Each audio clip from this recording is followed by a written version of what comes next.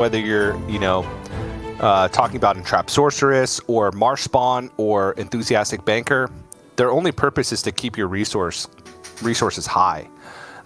Enthusiastic Banker just had a much higher upside and was a must-kill target on the board, essentially, which I thought adding a must-kill target on the board to this Quest Shaman added a new dynamic to it. But lnguagehackr not running that. He is running 2 Marsh Spawns and 2 Entrapped Sorceress, so he still has that high resource potential. But I don't think that that's what you're looking for in this matchup in particular.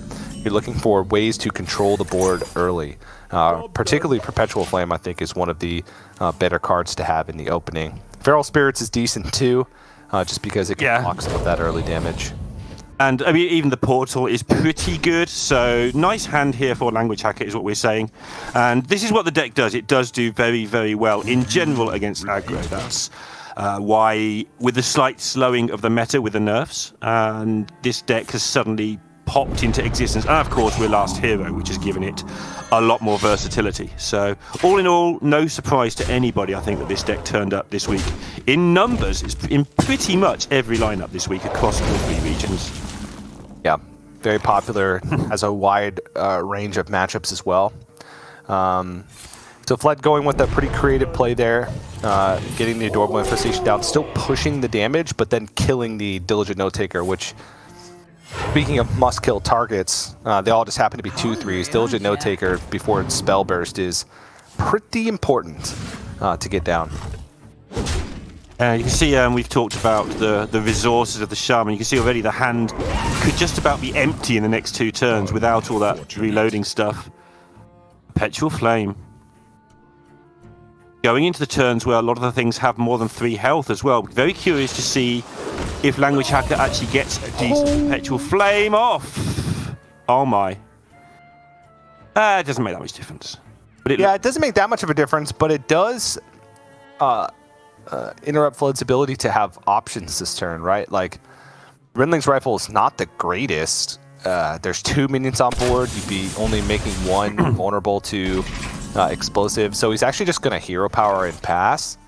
And then just set up for back-to-back Trampling Rhinos, which are 7/6s in the hand. That'll be able to push some a good amount of damage as well. He saved a true aim shot as well, so he's going to have 2 Rhinos with 2 charge damages in a row. That's a lot of damage going to come from these Rhinos, and they're going to survive. So lnguagehackr is going to have to take care of them after they've done 8, 9 damage each. Yeah. That's a pretty big deal, honestly. Does pick up the Canal Slogger, though, which is going to help be able to deal with these Rhinos as well as bouncing back up that life total. So, this is insane. Bosh! Take 4. Yep. Take 5. 3, 4. Take 3, take 4. I can't. It's a lot.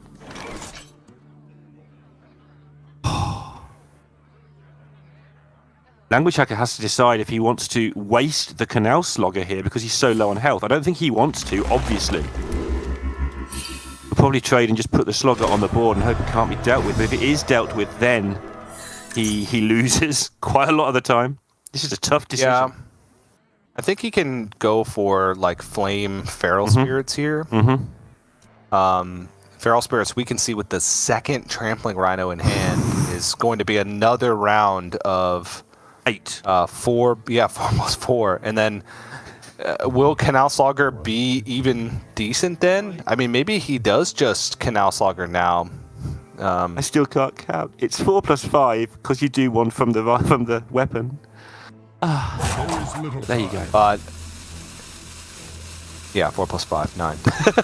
That's why I got it wrong before, and I've just corrected myself and got it wrong again. That's great.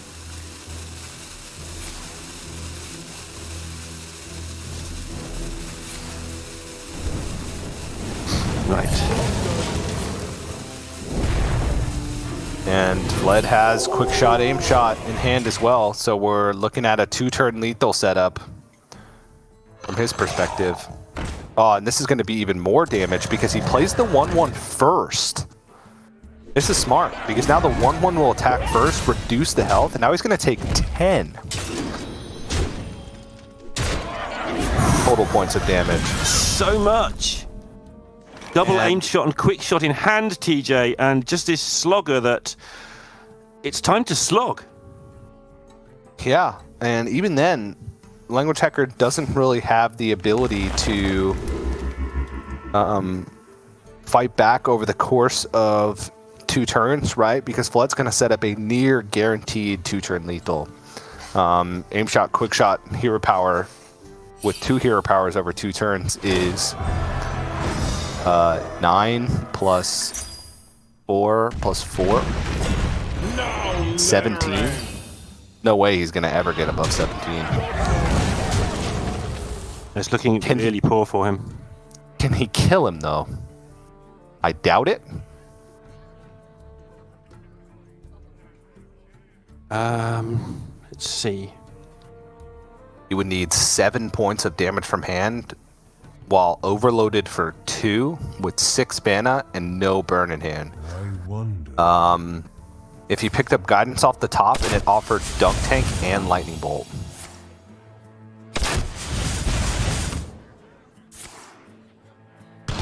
Sorry about that, TJ. That would be the only way. Okay.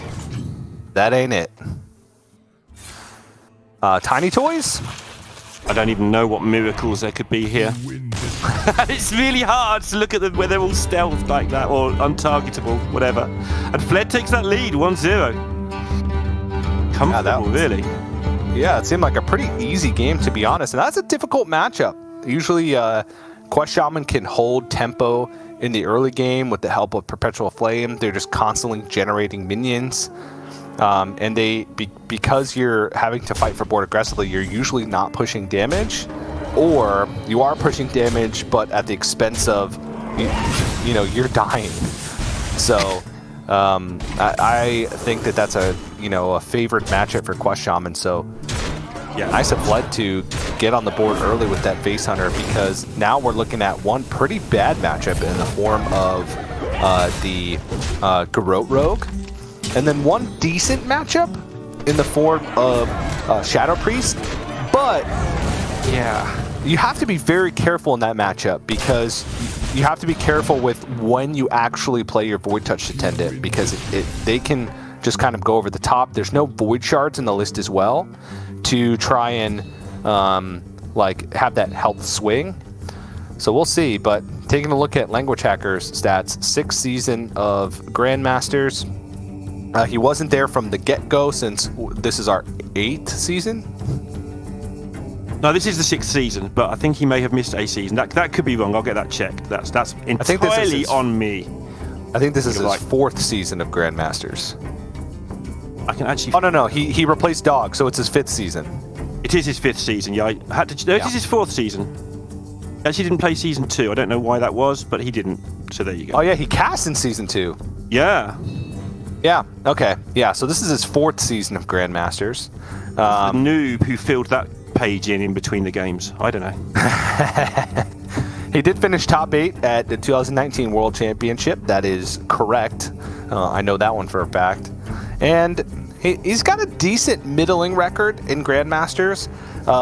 But if you think about it, where, you're playing against the best players in your region constantly, anything over a 50% record is good. So even though 52.5 doesn't look that high, he is one of the better performers all time.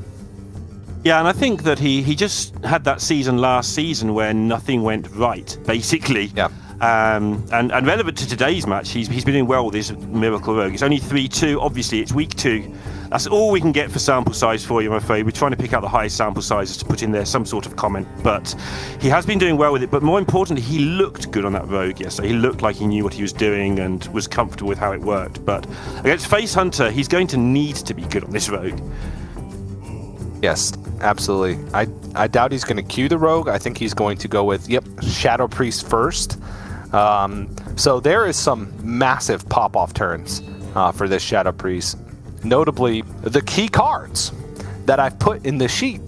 Double Murloc Tinyfin, double Deskip, Disciplinary Gandling. There's a lot you can do with this.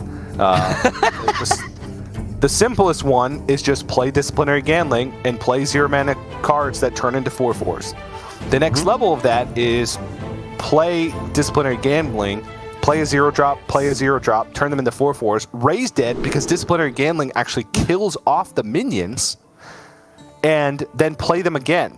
So you can, on 4, with nothing on board and no cards, extra cards drawn, play a 3/6 and 4 4/4s, even more if you get really lucky, on turn 4, or 3 with the coin. So it is one of the biggest boards that you can possibly make in the metagame right now. And even though it doesn't happen incredibly often, it happens enough. However, Language Hacker not on the play.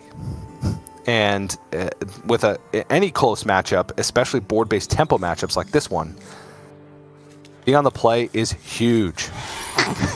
So look at this Desk-Imp Org Merchant combo that he's pulled out. That looks like a winning combination to me. Obviously, with all the buffs in, I'm going to try and stop being mean to Priest. I actually quite like this deck. With all the buffs in the deck, you need your minions to stick around. So the Org Merchant, we're used to using it to ping things in most decks that we see, but it's actually there to give the Divine Shield. And with that in mind, I'm surprised that more people aren't playing the Argent Squire, which automatically sticks on the board, and you don't have to mess around. Yeah, I think that this one doesn't, because he doesn't play the Overseer, the Dragonmaw Overseer, the Argent Squire loses some value. I think that Divine Shield list is more suited for when you're playing like more minion buffs. Language Hacker's still able to get off to a decent start here, though, able to contest the other side of the board. And Cult Neophyte picked up. I think that Cold Neophyte is probably still the play because it interrupts Fled's ability to come back on the board, right? Because usually he's going to be using spells. In this case, he would have been able to go Demon Companion, Adorable Infestation. Yeah, and Fled's not running the Pack Runner as well, which is a big deal. Because obviously you're expecting that to come down on turn 3 usually, but it's not in his deck. So yeah, cut off those spells, get a little bit of tempo on your side.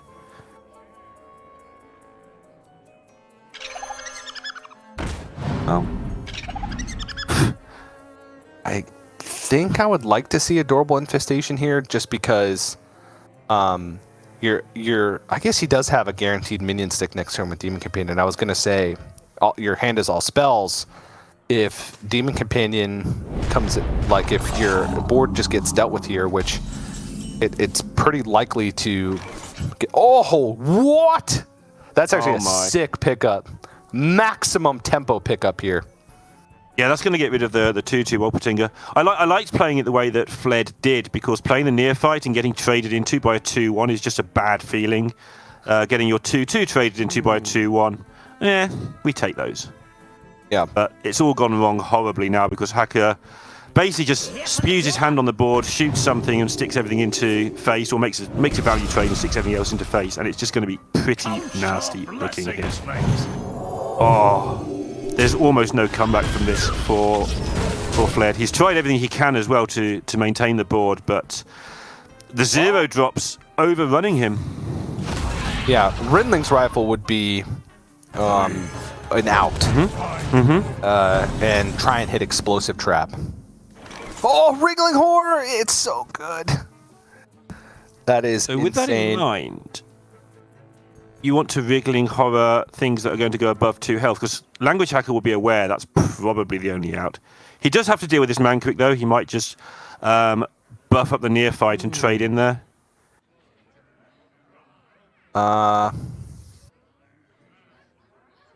It's a case of whether he wants to go narrow because he thinks he only loses to Explosive Trap, so he can buff up a few minions, or if he wants to go wide, because Unleash doesn't exist in this day and age, and just overwhelm his opponent with a wide board. Which one do you prefer?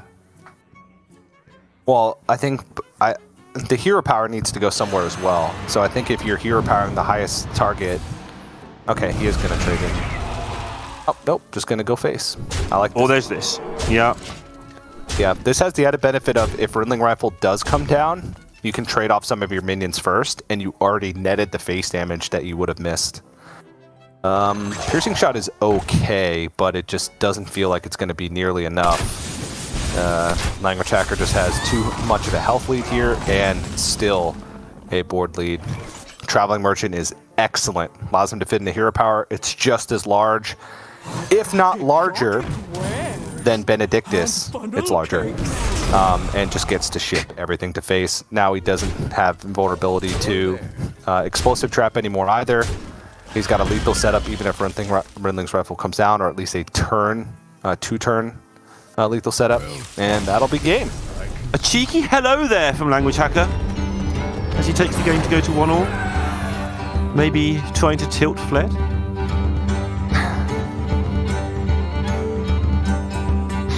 Potentially. Or just, friendly banter as well. Potentially, yeah.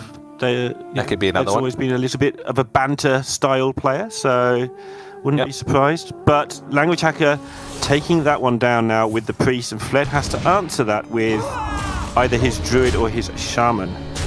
It'll be almost certainly Shaman. Yeah. Obviously, in a vacuum, we made a mistake before where it turns out the other deck doesn't have another target. But yeah, on this occasion, we don't even need to look. Like, the Shaman is good and the Druid is just unfavored in that matchup in a huge way. Yep, it'll be Shaman. This one is a tough matchup for Priest. You can get there. We saw Dmitry get there against Rami's Quest Shaman yesterday. But it's difficult because Perpetual Flame exists, and that pretty much stops literally everything. And this one has double Earth Elemental, just in case it wasn't favored enough. And Earth Elemental a big deal here. Oh, I like this hand. Disciplinary Ganling. I was looking at Fled's hand. I like this hand, but yeah, Language Hacker's hand. I threw it away! If he could see Fled's hand, he'd have kept it, but he can't. Okay, well, Language Hacker actually does have a good opening. Freshman Coin Attendant into Wriggling Horror. Now, that means you're delaying your Homunculus, which means, it's pretty much never going to be relevant. Ooh, Mind Render Lucia. It's not a good draw now, but that's one of the ways you can kind of the checkmate card, solidify a game. You load up on the board, you end the turn with an empty hand or, a couple of things that don't do anything in your hand. You Mind Render Lucia. It basically locks your opponent out of a turn. They just play your minions, pass the turn back over, you get a whole nother turn of damage. Yeah, and half the time they don't even want to play your minions. Of course, the minions are things that buff the face damage, and you really don't want to play your opponent's Void Touched Attendant. So yeah, it's just a great lockdown. I'll write that down. However, this is the ultimate turn to play for Quest Shaman, which is Diligent Note Taker. You double Lightning Bloom and then Feral Spirits, which means your mana crystals reset the next turn. He's got entrapped sources as well to make up for the resources that he lost, and just has a massive board lead. So this is quite the opening, I would say, for Flood. Yeah, this is what this Shaman deck does. And remember this board state for later when we talk about Shaman decks running out of cards sometimes. It's not going to matter in this game, but it's going to be a theme for the next 2 days, I should imagine. And this is why, because it spews things onto the board. And on this occasion, the things that got spewed may not be dealt with very well, but sometimes they are, and that can be a problem for the Shaman in some, not all, of the ways that the decks pan out. Yeah. Hacker keeping the 3 health on the Void Touched Attendant there, very important.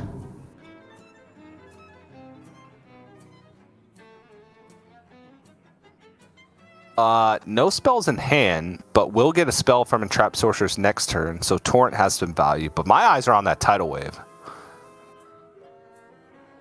Yeah, he's going to probably get to 8, and that's what he's counting. He's like, do I feel I'll get to the 8 mana turn? If I do, it's the best card. Yeah, it goes with Torrent. I think it's a safer option. Looking for a 1-drop here. Tour Guide would be exceptional. Voracious Reader, not so much. Oh. He wants to play the horror, but it's just horrible. No pun intended for once. No percussion sting required.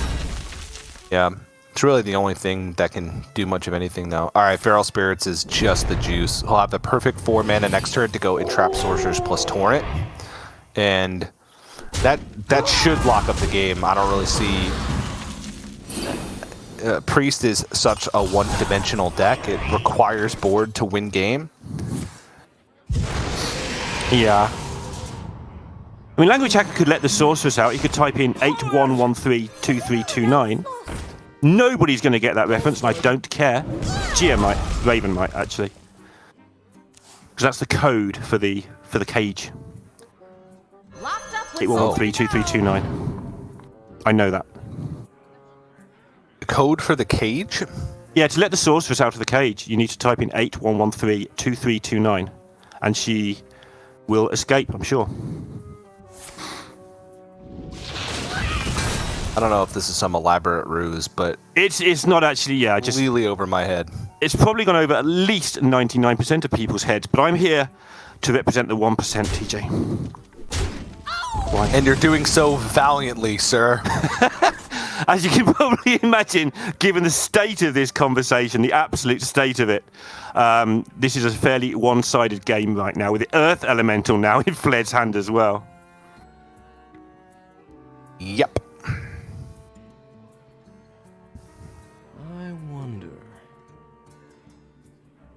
What can a hacker even do in theory? Like, is there any way he can go Gunling, raise dead, get a load of 4/4s, and not be miles behind by the time he's drawn all that? So, with that in mind, does he have to get the reader down to maybe miss some immediate damage and try and get lucky on the reader? That gives him 3 draws before his next turn. Yeah, but it's kind of counterintuitive to Mindrender Lucia as well. He could It's go horrible. I think Colt Neophyte Mindrender is probably the play, because then if Fled dumps the Voracious Reader, he's actually drawing cards for Language Hacker. And he can't swing the Temple back. I probably would have gone Neophyte Mindrender in that situation. That makes sense. It's a card he just can't play. Fled's just keeping the Earth Elemental back, which actually could be a mistake if he gets Mind Rendered. Not yet. He's fine until next turn. I assume he's accounted for that. He will have accounted for that. Because if Language Hacker gets to Mind Render the Earth Elemental on 8 mana, it's miles away, then, I don't know, it's a card. That was a mistake. Because now, if he Voracious Readers and then Mind Renders, the Voracious Reader at the end of the turn will draw Fled additional cards. Which is not what you want to be doing. So, I think that was the only opportunity for him to get the Elucia down for any type of value, and force Fled into an awkward situation where he would only have been playing 1 card off the top, and if he did, that card would have, or if he played the Voracious Reader, then it would have been drawing cards. So he'd be giving Fled 1 random card in his deck in order to not have the tempo swung back that turn. So I feel this turn, you've got to go with Reader into Decept. I suppose you... I think he needs runner. I think he needs just crazy luck. I think you've got to go for the Reader right now. And just forget Elucia exists. Just waste the Elucia forever. Because he's dead in 2 or 3 turns. He just needs to get, like, the Turbo Nuts right now.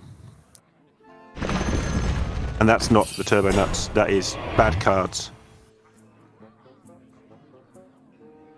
Yeah, pretty much, no matter what he did on a lot of these turns, he probably loses this game anyway. Fled is going to push 5 damage here with 18 on board. That's a 2-turn lethal setup. Language Hacker has to kill 1 thing, which he can.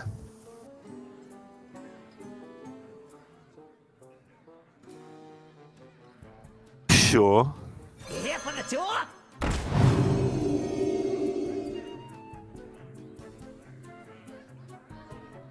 It's a valiant effort. And this is awkward as well,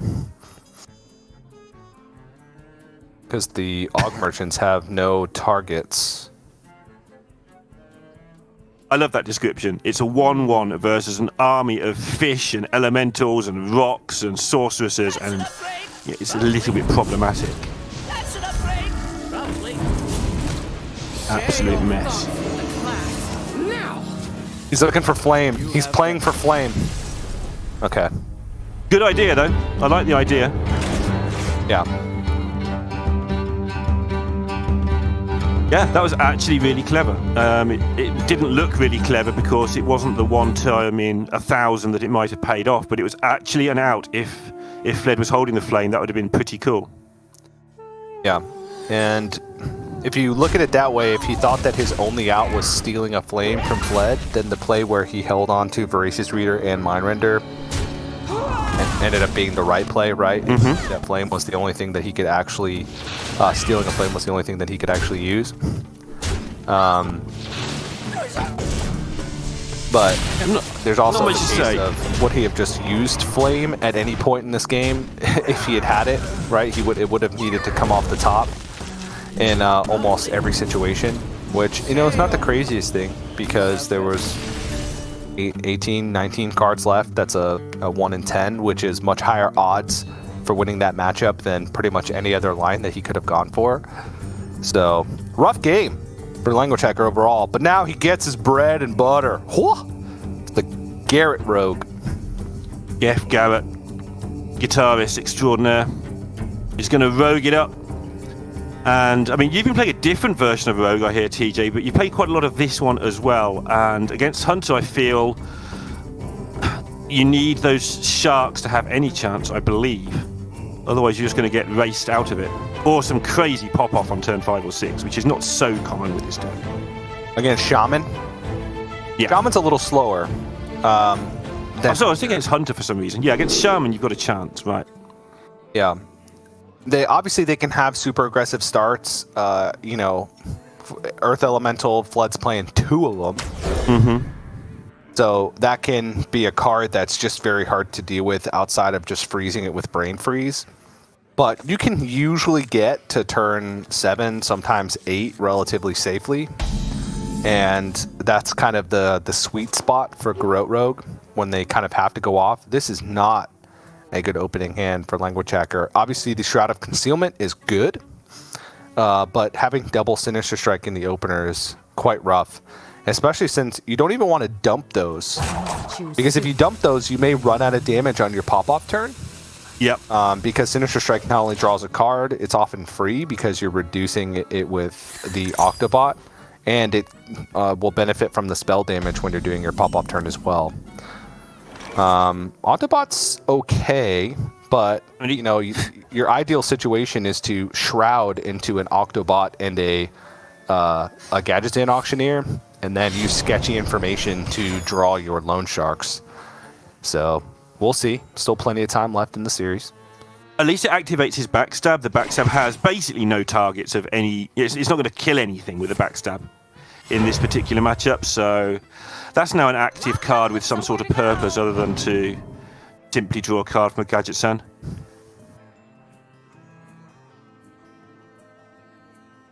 Oh no, is it actually Vivid Spores? I don't think so. It's probably, yeah, it's probably Tidal Surge. Vivid Spores is a little too slow for this matchup. You almost never make it to the point where your quest completes. And Rogue is really not killing your minions. So Vivid Spores is like 4 mana, make my opponent not want to kill the minions that they were already not going to kill. So, not the best Pretty situation. grim. Pretty grim when you word it that way. Yeah. Language Hacker, still not great. He kind of needed an Auctioneer at that point. With Octobot drawn, he would have hoped for Loan Shark plus Auctioneer instead of second Octobot. Because now he either has to pick up Swindle, draw the Auctioneer naturally, or pick up second Shroud. That Tiny Toys is a massive deal because that's now. It looks like it was set up for like a turn 7 or 8 lethal because Tiny Toys, forgetting the fact that the cards can sometimes have good abilities, it's just okay. It's just 4 2/2s, and this particular Rogue deck doesn't pick off 2/2s at all well. Okay, it's got that 1 backstab. Great. Woo. So that's going to put a clock on Language Hacker now. Efficient is sufficient. On top of the clock he's already on. He's got to deal with this lot somehow. Initiating overdrive.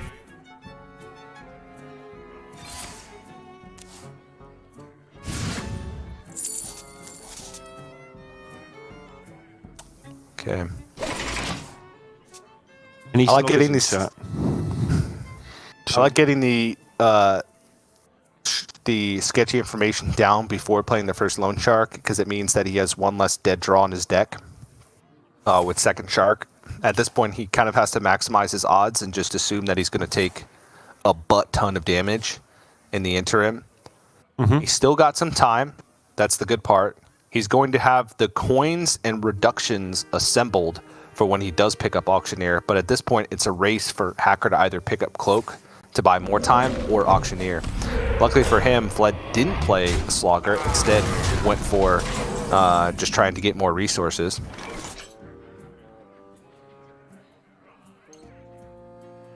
What about the timing of this second Octobot with the hand filling up? Obviously, you want to leave it as late as possible, but is he getting to the point now where he might need to just do it preemptively so that when the Auctioneer does come, he can just go off? I know it only reduces the sharks, but they're pretty handy to kill off during an Auctioneer run.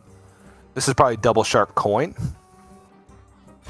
It's going to be the play. He could double shark coin Garrote. Oh, he's going to dump Sinister Strike instead of coin. Okay.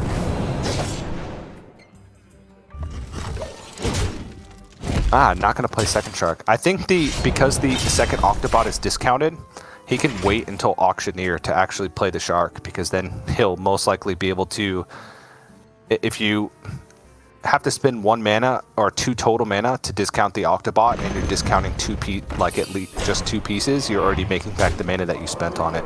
And it's another target for spell damage.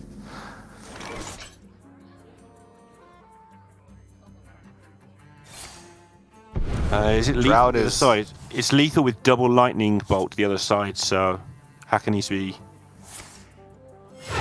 aware that this game's been played strangely, but he doesn't know that the Slogger was never played, so he doesn't know that there's a setup there. The reason I looked in the hand to see the lethal was because I thought, why is he gone this way with it? Well, that's because this is lethal.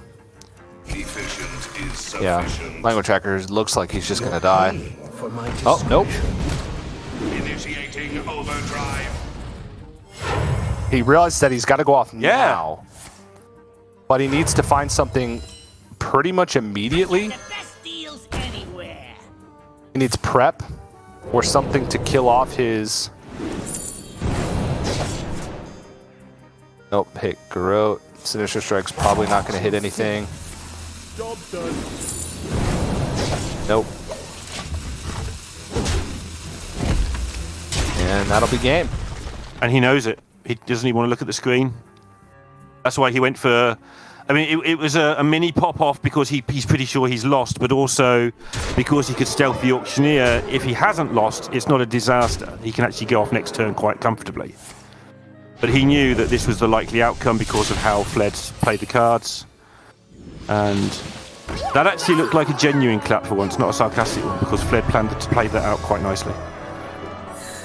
Yeah, the Earth Elementals end up playing a huge part because that put a much faster clock on Language Hacker. If Language Hacker had 1 more turn to assemble coins in hand, play that Shroud, get the Auctioneer, reduce it in hand, then he was good. He had plenty of coins in hand. He had a reduced Garrote and Sinister Strike with a Thero Og Merchant as well. You're almost certainly looking at a lethal if he has 1 more turn. But that's where the Earth Elemental comes in. Presents a big threat that must be dealt with, finds the burn along the way, and Garrote Rogue is this like fickle beast, right? Because you have all these pieces, but sometimes they just don't fit together well. He drew a Lone Shark off of the Shroud, which, you know, you have another card in your deck, Sketchy Information. You have 1 for each Lone Shark, and that's what you want to be pulling that with, and then pulling Auctioneer and Efficient Octobot from the Shroud. And when the pieces don't line up and you're playing against a deck that can put on pressure, sometimes it just falls over. So I liked Language Hacker's play. I liked his recognition that he needed to go right then and there, but just needed that extra turn, and Fled. Just being really efficient with his resources, kind of counting down, what he needed to do to get the Earth Elemental and the pressure down on time, and then had the burn to back it up. The Face Hunter game to start things off was quite well piloted as well. So congratulations to Fled. He'll be moving on to the semifinals, and Language Hacker remains the king of Friday. And he wouldn't mind being the king of next Friday, I wouldn't have thought, if he gets off to a 4-0, 5-0 start at Silver Moon. And that would probably be pretty good compensation for him. And he is very good in those multiplayer tournaments. So we shall see how that goes down next week. And he will be back, I'm sure. But Fled, progress.